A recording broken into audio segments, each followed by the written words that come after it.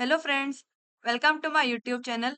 Friends, आज इस video में हम लोग टी वाई बैफ का सेम सिक्स का एफएम के अप्रैल 2019 के क्वेश्चन नंबर 3 के बी वाले सम का सॉल्यूशन डिस्कस करने वाले हैं इस वीडियो में।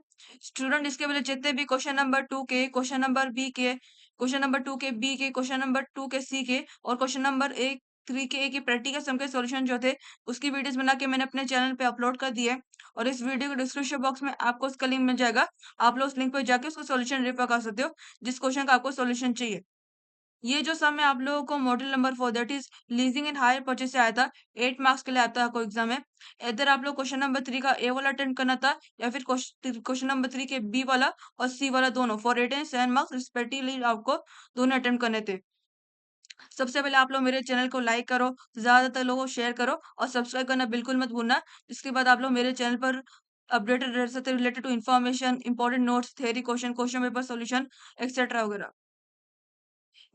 इसमें क्वेश्चन है, Raghav takes an asset from on finance lease from Rama limited the terms of which are given below. मतलब क्या, राघव ने एसेट्स लिया है on finance lease Rama limited से। रामा लिमिटेड ने एसेट लिया, लीज पर लिया, लीज में मतलब रेंट पर उसने रामा लिमिटेड से एसेट लिया है। The terms of which are given below, उससे हम लोग यहाँ पर इन्फॉर्मेशन दी गई है।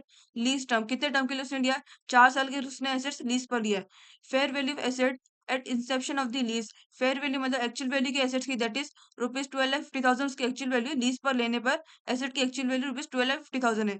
Lease rent ₹4 lakh eight the end of year, मतलब क्या उसको हर साल साल के आखिर में कितना, 4 लाख रुपए पे करना है। लेसर को लीज को पे करना है, मतलब क्या लेसी होता है लेसर। तो लेसर यहाँ पर कौन है, रामा लिमिटेड। रामा लिमिटेड ने किसको दिया एसेट, राघव लिमिट को दिया, लीज पर दिया मतलब रेंट पर दिया। तो यहाँ पर लेसर कौन है, रामा लिमिट यहाँ पर लेसर है और लेसी कौन है, राघव। तो यहाँ पर राघव को जो है हर साल के आखिर में 4 लाख रुपए पे करने लीज रेंट के तौर पर to Rama limited. Expected residual value ₹1,88,000, मतलब क्या साल के जितना 4 साल की जो उसने लीज पर लिया है ना, तो साल के आखिर तक उसको ₹1,88,000 का अमाउंट पे करके उसको यहाँ पर पूरा एसेट का अमाउंट पूरा पे कर देना है, including of all the amount. Implicit rate of interest is 15%, मतलब क्या ये जो उसने ऐसे लीज पर लिया कितना 15% उसको इंटरेस्ट लगेगा, यानी कि हर साल टाइम टू टाइम उसको 15% का इंटरेस्ट देख पे करते रहना पड़ेगा for leasing the asset. You are required to prepare loan amortisation schedule, मतलब यहाँ पर हम लोग को लोन एमोटाइजेशन शेड्यूल मतलब क्या, यहाँ पर हम लोग को बताना है कि यहाँ पर प्रिंसिपल अमाउंट उसने कितना पे किया, लोन अमाउंट उसने कितना पे किया, प्रिंसिपल कितना बाकी है, प्रिंसिपल कितना बचा हुआ है, प्रिंसिपल कितना पे करना है उसका आखिर में। ये सब हम लोग को यहाँ पर बताना है। लोन एमोटाइजेशन शेड्यूल मतलब क्या, हम लोग को इसमें बताना रहेगा loan instalment, principal at beginning, principal at end etcetera, but हम लोग को इसमें बताना पड़ेगा इन loan amortisation schedule. So will go for solution. हम लोग लोन एमोटाइजेशन शेड्यूल्स का बनाते हैं और फिर देखते हैं क्या क्या अंदर है इसको। सो इसका सॉल्यूशन है क्वेश्चन नंबर 3 का बी का, रामा लिमिटेड। यहाँ पर लेसर कौन है, रामा लिमिटेड यहाँ पर लेसर है। तो यहाँ पर उसका लोन एमोटाइजेशन शेड्यूल, यानी कि उसके पेमेंट कैसे आया और कितना आया, हम लोग को देखना है। कितने टाइम के लिए उसने लीज में लिया था, 4 इयर्स के लिए। सो हम लोग यहाँ पर कॉलम है that is year is equals to 1 2 3 4। Principal at beginning, ये कॉलम है प्रिंसिपल एट बिगनिंग, मतलब क्या, जो उसने एसेट जब लीज पर लिया तो यहाँ पर उसका शुरू में कितना पेमेंट बचा हुआ है वो यहाँ पर आएगा प्रिंसिपल एट बिगनिंग। इंटरेस्ट, यानी कि जो उसने एसेट लीज पर लिया उसमें कितना 15% इंटरेस्ट उसको लगेगा, that is 15%। Principal installment, principal installment मतलब क्या, जब उसने एसेट लीज पर लिया उसने एक्स्ट्रा अमाउंट कितना पे किया। इंटरेस्ट अमाउंट तो उसको पे करना ही रहेगा एसेट पुलिस लेने पर, लेकिन उसके अलावा उसने प्रिंसिपल इंस्टॉलमेंट यानी कि प्रिंसिपल कितना अमाउंट पे किया for leasing the asset to lessor, that is Raghav ने रामा लिमिट को कितना अमाउंट पे किया as a principal installment amount. फिर आता है लोन इंस्टॉलमेंट, हम लोग को यहाँ पर दिया that is lease rent ₹4 lakh eight the end of year, मतलब हर साल के आखिर में कितना 4 लाख रुपए पे करना है लेसर को, लीज लेसी को देना, लेसी को जो है लेसर को पे करना रहेगा 4 लाख। तो यहाँ पर क्या आएगा, लोन इंस्टॉलमेंट। इंस्टॉलमेंट मतलब कि आपका सेम ही रहता है, तो हर साल के आखिर में 4 लाख रुपए पे करेगा राघव टू रामा लिमिट को पे करेगा। Next is principal at the end, मतलब क्या, जब उसने पूरा पेमेंट, जब उसने पेमेंट जितना पेमेंट कर दिया आखिर में कितना पेमेंट बचा, साल के आखिर में उसका कितना पेमेंट रिसीव करना बाकी रह गया, पेमेंट पे करना उसका कितना बाकी है। लेस राघव को, रामालियो को कितना पेमेंट बाकी है पे करना, वो यहाँ पर आएगा प्रिंसिपल एट द एंड में। सबसे पहले हम लोग देते हैं principal at the beginning. Principal at the beginning सबसे पहले क्या आएगा, 12,50,000। यहाँ पर हम लोग क्वेश्चन में क्लियरली मेंशन किया that is fair value asset eight Inception of lease. जब वो एसेट लीज पर जाएगा उसकी वैल्यू कितने शुरू में रहेगी, 12,50,000 अमाउंट रहेगी। सो फर्स्ट ईयर में प्रिंसिपल एट बिगनिंग कितना अमाउंट उसका बाकी रहेगा, 12,50,000 उसका अमाउंट बाकी रहेगा। फिर उस पर इंटरेस्ट लगेगा, इंटरेस्ट क्या हम लोग को दिया, इम्प्लीसिट रेट ऑफ इंटरेस्ट कितना 15% लगेगा, किस पर लगेगा, प्रिंसिपल एट द बिगनिंग वाले अमाउंट पर, दैट इज कितना, फर्स्ट ईयर का कितना है 12,50,000, तो इस पर उसको कितना 15% इंटरेस्ट लगेगा, तो कितना लगेगा 1,87,500 पे करना है राघव को, रामा लिमिटेड को, as interest amount for leasing the asset, that is 1,87,500। फिर आते हैं प्रिंसिपल इंस्टॉलमेंट। प्रिंसिपल इंस्टॉलमेंट मतलब क्या, जब उसने राघव ने जब रामा लिमिट से लीसी पर लिया तो उसने कितना अमाउंट और पे किया, और इसने एसेट को यूज किया, जो कुछ भी उसने टाइम के लिए लिया उस पर उसने और अमाउंट कितना पे किया। इंटरेस्ट अमाउंट तो उसको पे करना रहेगा, लेकिन यहाँ पर प्रिंसिपल इंस्टॉलमेंट अमाउंट किसको पे करना रहेगा। प्रिंसिपल इंस्टॉलमेंट मतलब क्या, पर प्रिंसिपल रीपेमेंट, उसको कितना पेमेंट पे करना रहेगा to lessor for leasing the asset. तो यहाँ पर प्रिंसिपल इंस्टॉलमेंट कितना लिखेगा, हम लोग यहाँ पर करना है, दैट इज 5 - 3। 5 - 3 यहाँ पर लिखा है, ये क्यों लिखा है यहाँ पर, इंटरेस्ट अमाउंट उसने कितना पे किया, लोन इंस्टॉलमेंट। लोन इंस्टॉलमेंट आपका देख सकते हैं सारे के सारे अमाउंट आपके सेम है, दैट इज 4 लाख।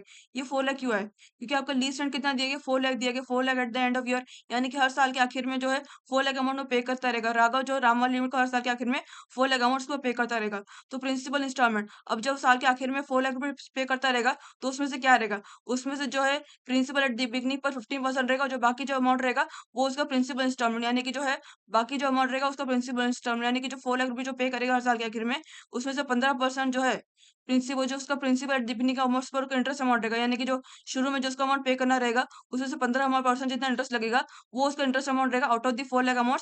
और जो बचा हुआ रहेगा प्रिंसिपल इंस्टॉलमेंट, यानी कि जो है उसने एसेट को जो यूज किया उस हिसाब से कितना वो अमाउंट रहेगा। तो कितना मिलेगा, हम लोग वापस सबसे पहले फर्स्ट ईयर का देखते हैं, कितना फर्स्ट ईयर का इंस्टॉलमेंट अमाउंट कितना 4 लाख, और इंटरेस्ट उसने कितना पे किया 12,50,000 पर, दैट इज 1,87,500। तुम लोग को दोनों से माइनस कर तो कितना मिलेगा हम लोग को वैल्यू, दैट इज 2,12,500, यानी कि उसने एक्स्ट्रा अमाउंट कितना पे किया, 2,12,500 उसने अमाउंट पे किया out of the interest, that is 2,12,500 out of the 4 lakh में से 1,87,500 जो था वो इंटरेस्ट अमाउंट था, और जो बचा हुआ 2,12,500 था वो प्रिंसिपल इंस्टॉलमेंट अमाउंट था। फिर आता है principal at the end. Principal at the end मतलब क्या, यहाँ पर जो है प्रिंसिपल एट द एंड उसको शुरू में कितना बचा था, शुरू में उसको जो है पूरा एसेट टोटल वैल्यू कितनी दी गई थी, 12,50,000 उसकी एसेट टोटल वैल्यू दी गई थी। और प्रिंसिपल इंस्टॉलमेंट, ये जो था उसने इंस्टॉलमेंट अमाउंट जो पे किया, लोन इंस्टॉलमेंट अमाउंट जो उसने पे किया, इंटरेस्ट अमाउंट उसको पे करना ही था, लेकिन उसने एसेट को जो कुछ भी इस्तेमाल किया उस हिसाब से उसने एक्स्ट्रा पेमेंट कितना दिया लेसर को, दैट इज राघव ने रामालिन को कितना दे दिया। तो इन दोनों को माइनस कर, दैट इज कितना आएगा 12,50,000 माइनस 12,12,500, कितना बचता है, दैट इज 10,37,500, यानी कि जो है साल के आखिर में फर्स्ट ईयर के आखिर में कितना 10,57,500 उसका बच गया, यानी कि उसको इतना अमाउंट पे करना बाकी है आउट ऑफ द 12,50,000 अमाउंट। अभी ये जो आपका प्रिंसिपल एट देंगे फर्स्ट ईयर का जो है, ये आपका सेकंड ईयर का प्रिंसिपल एट द बिगनिंग का अमाउंट, दैट इज 10,37,500, इसका शुरू का अमाउंट है, दैट इज उसका इतना पेमेंट देना बाकी है टू रामल लिमिटेड को। फिर इस पर इंटरेस्ट लगेगा, that is second column interest, that is कितना लगेगा 10,37,500 इंटू 15% इंटरेस्ट कितना लगेगा, दैट इज 1,55,625 इंटरेस्ट अमाउंट लगा। फिर यहाँ पर उसका लोन इंस्टॉलमेंट अमाउंट कितना था 4 लाख था, तो 4 लाख में से जो था 1,55,625 आपका बैलेंस पेमेंट पर उसका इंटरेस्ट अमाउंट था, और इसमें से बचा कितना 2,44,375, that is 4 lakh minus 1,55,625 to कितना बचता है 2,44,375। उसने प्रिंसिपल इंस्टॉलमेंट अमाउंट पे किया टू रामालिन को, कितना 2,44,375 उसने पे किया as a principal installment to Rama limited.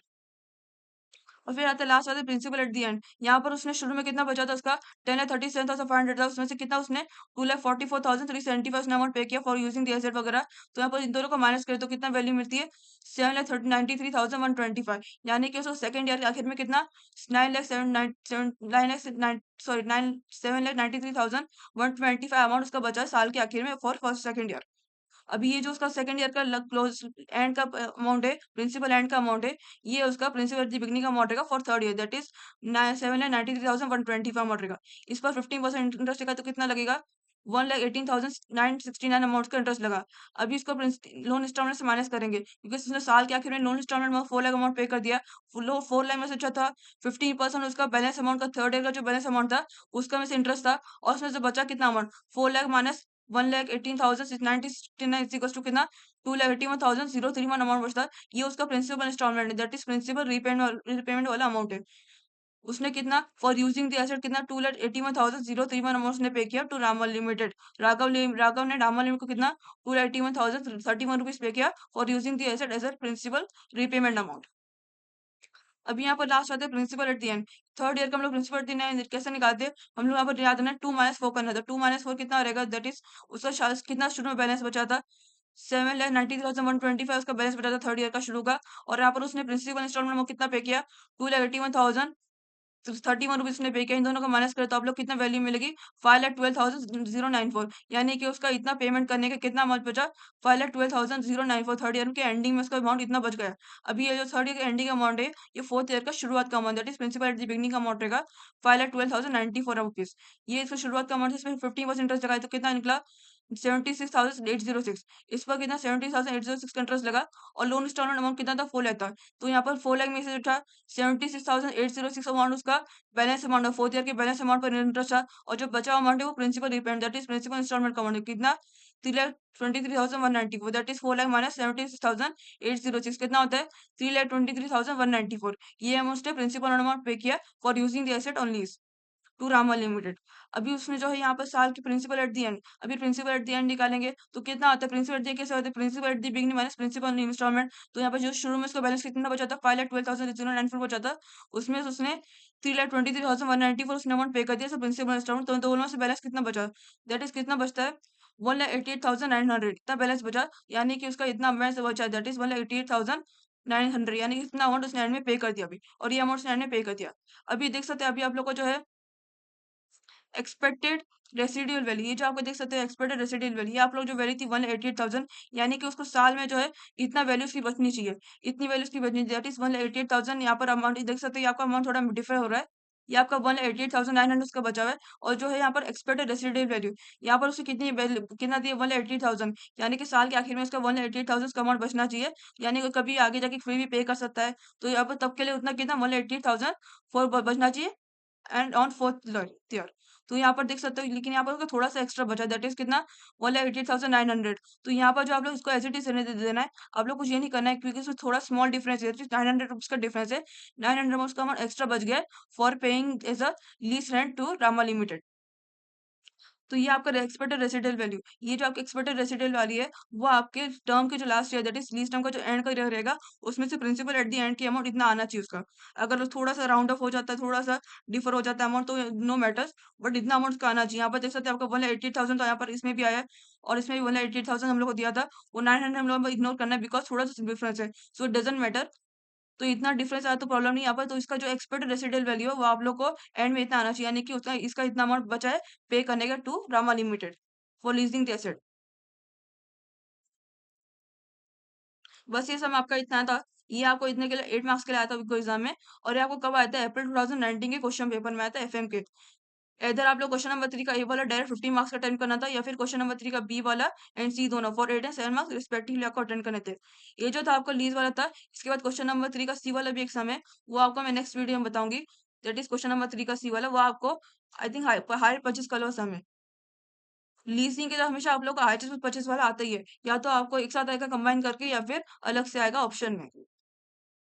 ये बहुत ही आसान सम था, मुझे थोड़ा सा बहुत ही आसान लगा। अगर आप लोग कुछ इसमें याद नहीं, तो आपको एक्सपेक्टेड रेसिडुअल वैल्यू याद रखनी है, और आप लोग को प्रिंसिपल इंस्टॉलमेंट अमाउंट कैसे निकालना है, वो आप लोग को याद रखना है।